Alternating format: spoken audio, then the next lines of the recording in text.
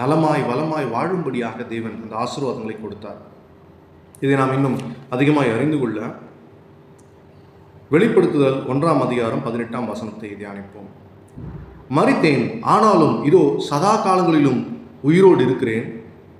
ஆமேன். நான் மரணத்துக்கும் பாதாளத்துக்கும் உரிய திறவுகோலை உடையவராய் இருக்கிறேன். மரணத்துக்கும் பாதாளத்துக்கும் திறவுகோலை உடையவராய் தேவன் இருக்கிறார். அதை இன்னும் நாம் அறிந்து கொள்ள மத்தேயு 16ஆம் அதிகாரம் 19ஆம் வசனத்தில், பரலோகத்தின் திறவுகோலை நான் உனக்கு தருவேன்.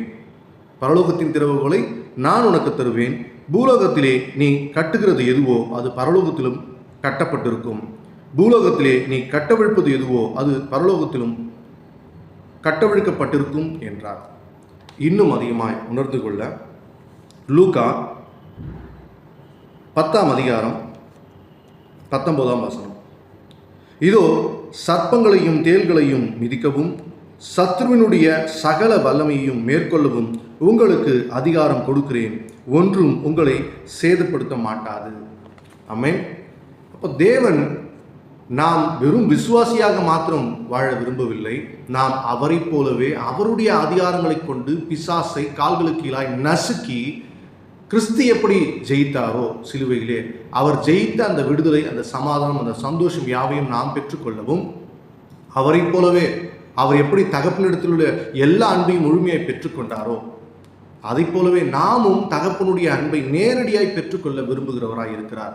எனவேதான் நாம் அவரோடு கூட சிங்காசனத்தில் அமர விரும்புகிறார். அவரோடு கூட சிங்காசனத்தில் அமர விரும்புகிறார். எனவே நாம் அவருடைய சொந்த பிள்ளைகள். நாம் அவரை விசுவசிக்கிறபடியினால் விசுவாசினுடைய அதிகாரம் என்ன என்பதையும் பிள்ளைகளுடைய அதிகாரம் என்ன என்பதையும் அறிந்து ஜெபிக்கக்கூடியவர்களாக இருக்க வேண்டும். இயேசு கிறிஸ்துவின் நாமத்தினாலே அவருடைய இரத்தத்தினால் அங்கீகரிக்கப்பட்ட வார்த்தைகளை கொண்டு சுகத்தை கட்டவிழ்க்க வேண்டும், ஜெயத்தை கட்டவிழ்க்க வேண்டும். போராடுகிற மனிதர்களுக்கு இயேசு கிறிஸ்துவை அறிவித்து அவர்களுடைய வாழ்க்கையில் பிசாசுடைய தந்திரங்கள், கட்டுகள், சூழ்ச்சிகள் எல்லாவற்றையும் முறியடிக்க நமக்கு வல்லமை உண்டு. அதான் ஆண்டவர் சொல்றார். எனவே நாம் தேவனால் உண்டாயிருக்கிறோம். அவருடைய சாயலின்படி, அவருடைய ரூபத்தின்படி நாம் படைக்கப்பட்டிருக்கிறோம். அது மாத்திரமல்ல, இயேசு கிறிஸ்துவனுடைய இரத்தத்தால் கழுவப்பட்டு சுத்திகரிக்கப்பட்டு தகப்பனுடைய உண்மை உள்ள பிள்ளைகளாய் நாம் மாற்றப்பட்டிருக்கிறோம். அதற்கான தகுதியை தேவன் நமக்கு கொடுத்தார். இதை உணர்ந்தவர்களாய் நாம் இனி ஜெபிக்கும் பொழுது அதிகாரம் உள்ள ஜெபங்களை ஏறெடுக்க வேண்டும், உரிமை உள்ள ஜெபங்களை ஏறெடுக்க வேண்டும்.